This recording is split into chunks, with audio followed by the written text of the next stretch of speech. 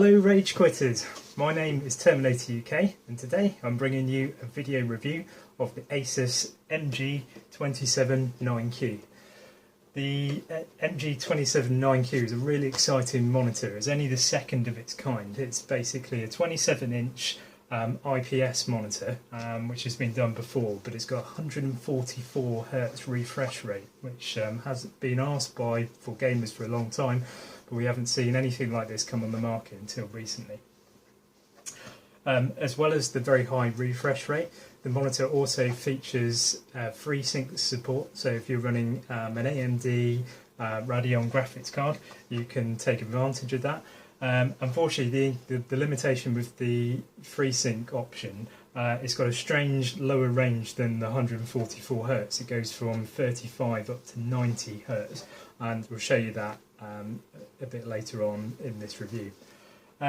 So my impressions of this monitor: absolutely gorgeous colours, really pops out. The video today won't show you exactly what I can see on screen at the moment, but I can guarantee you this is some of the strongest, most vibrant colours that I've seen on a screen.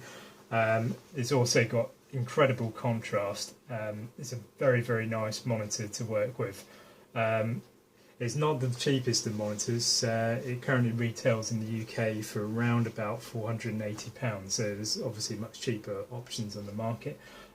However, it's you do get what you pay for. In addition to the very high refresh rate, the screen has a resolution of 2560 by 1440.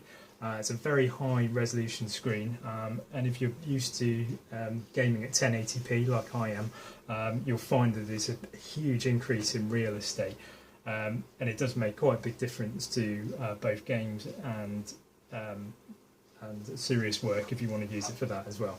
The monitor also features full height and rotate support, so the monitor goes down very low to the base and can raise very high as well. You can also rotate right the way around without having to actually pull the monitor out.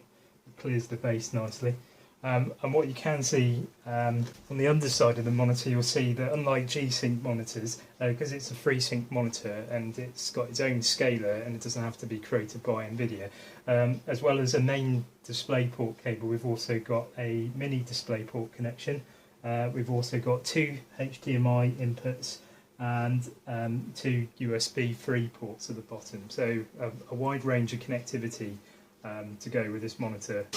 So as we said, this monitor has great colours, excellent viewing angles because it's an IPS monitor as opposed to a lot of gamer quality monitors which usually feature a TN panel, which traditionally has got good response times but very poor viewing angles, or sometimes the rarer vertical alignments or VA screens offer fantastic colour depth, but sometimes have some issues with uniformity of gamma across the screen. So in terms of picture quality, absolutely excellent being an IPS screen. But what does this mean for me as a gamer? Well, obviously the increase in viewing angle means that multiple people can play around the same monitor absolutely without any hindrance of colour shift or any issues with gamma. But that's not always the most important thing. So what can I tell you about response time in terms of pixel transitions and things like input lag? Because at the end of the day, let's face it, as gamers, those are the things that are going to really make us rage quit. In short, excellent. The response time is probably the best I've seen on an IPS panel so far. Now, I won't lie to you, recently I have experienced a couple of TN screens that have got a 1 millisecond grey to grey response time, and those screens are another level up than this, definitely won't lie to you. However, only the most discerning eye would probably see the difference between the two. So for the final part of this review, I'm going to show you some footage of me playing Titanfall. Titanfall is quite a good mix of a very fast first-person shooter, so this will show screen and how it will perform in terms of the amount of blur that you get on the screen, as well as some excellent visuals to go with it. Hopefully you'll be able to see the advantage of using the 2560 by 1440 resolution in this game.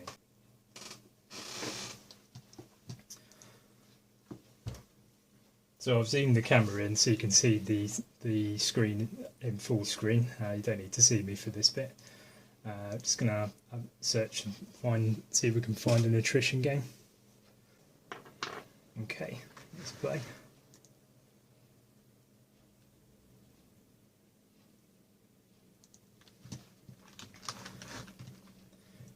So as you can see, the screen offers an enormous amount of real estate, and you can see incredible amounts of detail.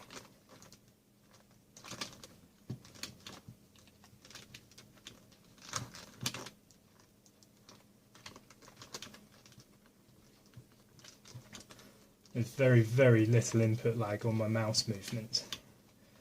Now I will note that this, I'm running the game at the moment at it's 144 Hz full refresh rate. A bit later on I will show you what it's like with the FreeSync mode engaged.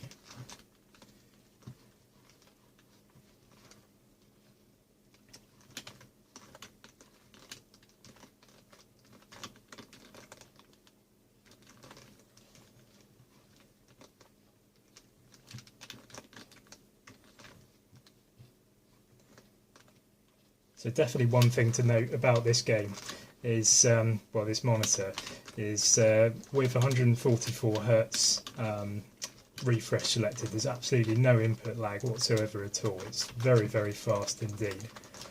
But what we will see a bit later on in this video is when you enable the FreeSync mode, unfortunately, the scaler that Asus have used for this particular monitor is not particularly very well suited for a variable refresh rate. Now, whilst it works quite a lot, and whilst you won't see this on the actual video review itself, well, you certainly won't be able to feel it like I can. You'll have to trust me that unfortunately there is quite a bit of input lag once you put the FreeSync mode on. That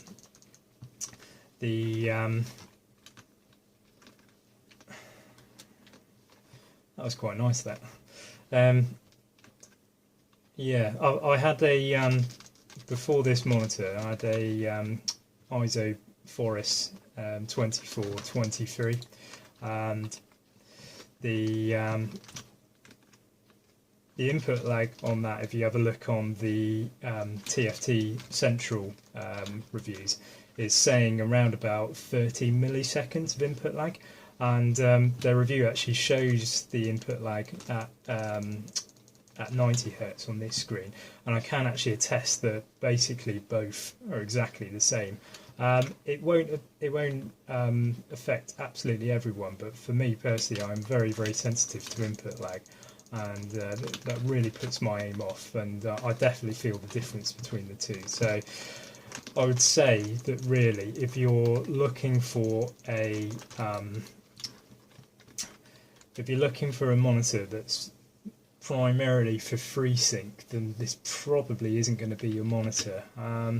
That kind of can have a bit of an advantage as well, because it means that equally you could use this screen with an NVIDIA graphics card as well as an AMD GPU, and not really worry about it too much.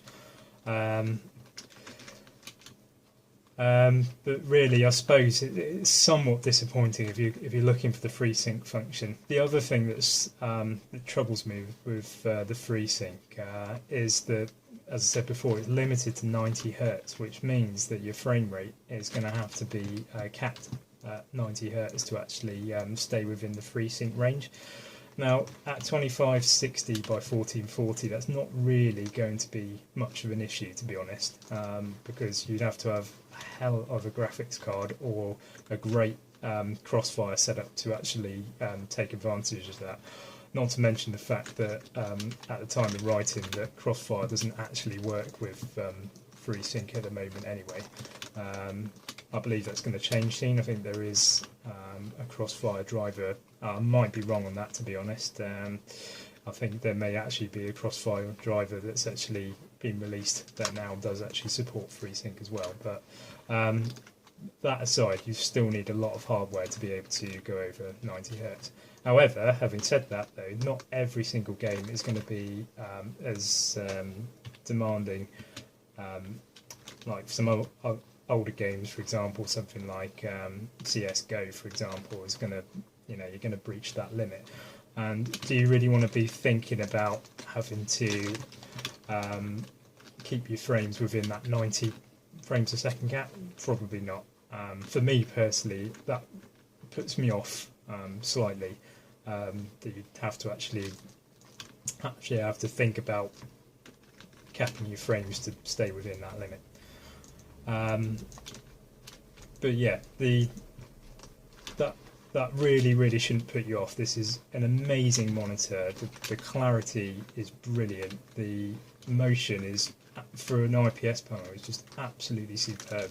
We're only talking about tiny differences. Oh, I got pwned then. We're only talking about tiny differences between that and the fastest TM panel. So you have to be quite discerning if you're going to actually see the difference between the two. And obviously you gain a massive bonus in terms of, oh, I'm going to get you, come on, oh, missed him. You see a massive bonus in terms of image quality and overall experience with this monitor. It's not just a one-trick pony at all. You can use this for work as well as your games, equally as good. So oh, you're going down. Or am I going down? Oh, it's not looking good. Oh no, it's going to get me. Yeah, I got him. Let's eject. So yeah, fantastic. Oh, we won. Fantastic screen. Amazing detail. The only other thing that I will mention, and is that for me, and again this is such a personal thing, with a lot of peripherals things are just very personal.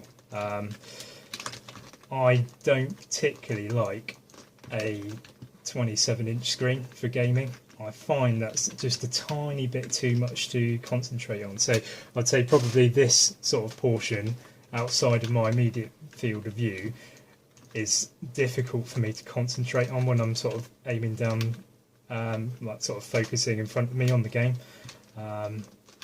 You get used to it, you definitely get used to it, but it may well bother some people that are very used to a 24-inch screen, so I would advise some caution. The only problem is there isn't an awful lot of choice at the moment. There's no 24-inch version of this particular screen, so you're kind of stuck with having to choose this kind of screen size if you want this kind of quality.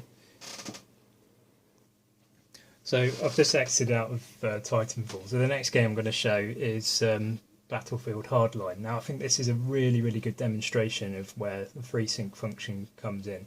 Now let's just have a quick look at what we need to do. So the first thing we need to do to enable the FreeSync function, on the back of the screen to the right hand side, it's just, my hand's just off the screen here, there's quite an intuitive joystick control. So basically I just push in the button and up comes the on-screen display. So to enable the FreeSync mode in this monitor, we actually have to go down to image and then across to FreeSync. At the moment it's off. Click the joystick behind and then go down. You won't probably be able to see this on the video, but basically on it will show you that the FreeSync ranges between 35 and 90 Hz. So just going to enable that now. And you can see that the screen is now changing its resolution, its refresh rate should I say, to actually do the 90 Hz. So if I have a look at screen resolution and advanced settings on the monitor, I can actually see that my refresh rate is now capped at 90 Hz. Okay, so just going to go into Battlefield Hardline. Okay, we've joined the server now. So I had to just pause the video a minute, and this is probably an example of one of the reasons that I don't particularly like the 90 Hz range. So I had been playing Battlefield Hardline at 144 Hz. I went into the game and I was just presented with a black screen because it was trying to do FreeSync outside the range at 144 Hz. I had to use some combinations of alt tabbing to get the refresh rate back down to 90 Hz so that it's back within range. Now we can see that FreeSync is working. If I hit the menu here, again you won't be able to see this, but I can see here that the Hertz is actually changing dynamically with my frame rate. So it's saying 63 at the moment, is going 62 up to 64, 65, and that's obviously just applying as the refresh rate is changing. So so basically your frame rate is being so should I say your refresh rate is being matched perfectly to your frame rate, and that eliminates any tearing. Now I wasn't absolutely convinced, to be honest. I thought that it probably wouldn't make too much difference, but I was completely wrong, to be honest. When you look around the map, it is completely tear free. There is no tearing whatsoever when you move around.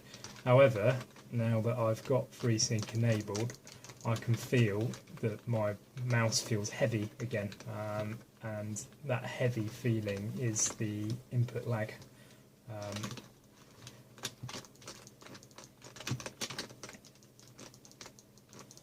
That seems to get applied when you're using FreeSync, which is a really unfortunate side effect, because if the monitor had a better FreeSync range and less input lag when you're using FreeSync, it would be absolutely ideal, because it is amazing in terms of quality. Right, let's see if we can pick this up a bit. Not doing very well.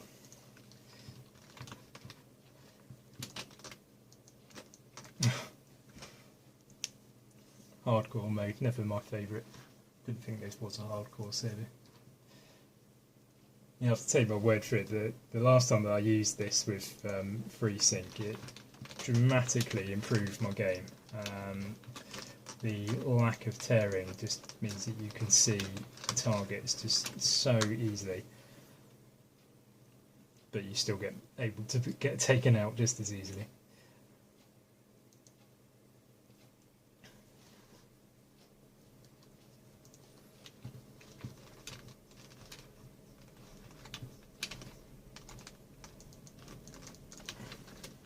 Say that.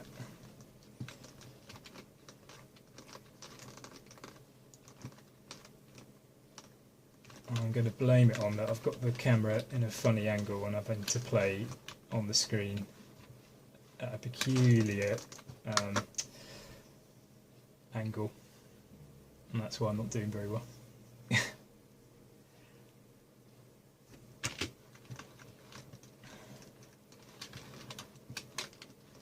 Well, you probably won't be able to see the tearing or not on the video, but you just have to trust me that it's just absolutely brilliant when you don't have any tearing on the screen.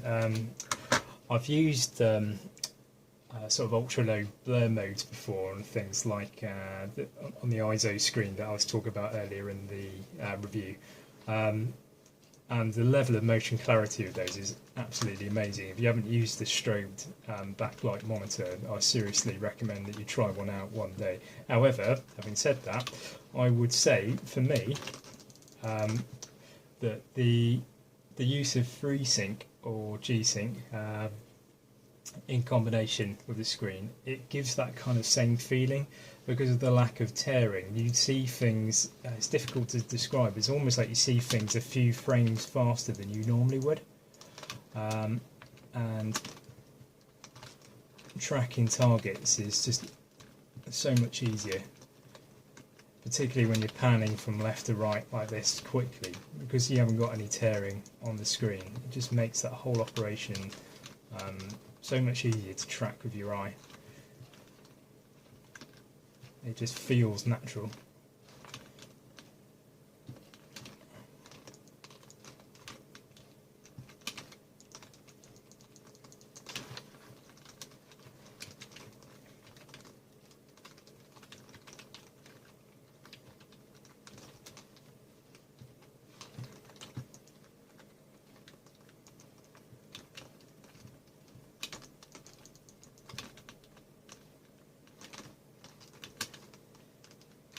mean, it's just things like that when enemies just pop out. I'm not sure if it would be the same, but it always feels like you've got a slight advantage all the time. It's like you can see things happening just a few frames faster than they're actually happening on screen normally. It's a difficult feeling to describe. Okay, I didn't take that guy out, but I always feel that the performance when FreeSync is enabled is better than when it's disabled, and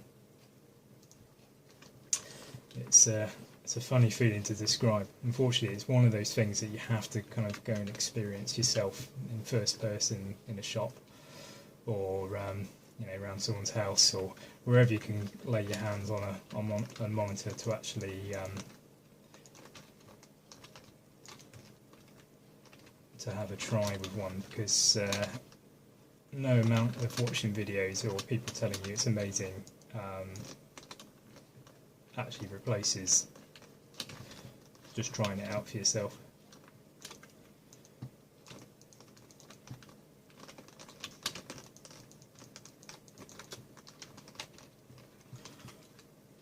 Take that.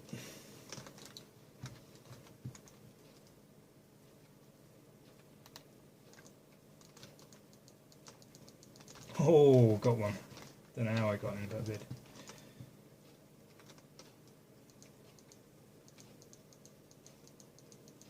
Oh, take that. Headshot. Boom.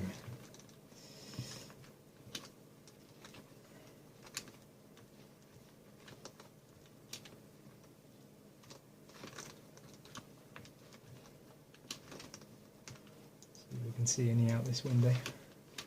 Not yet. Let's get ourselves healed up.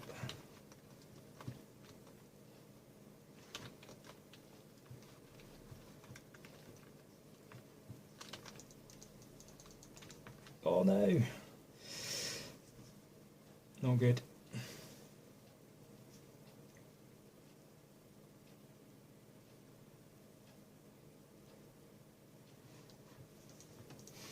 Right, one more life before we wrap this up. Oh, just one more life.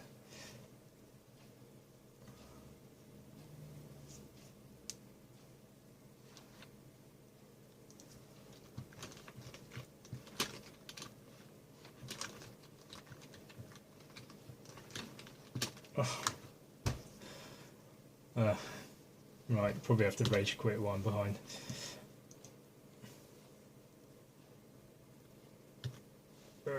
Rage quit.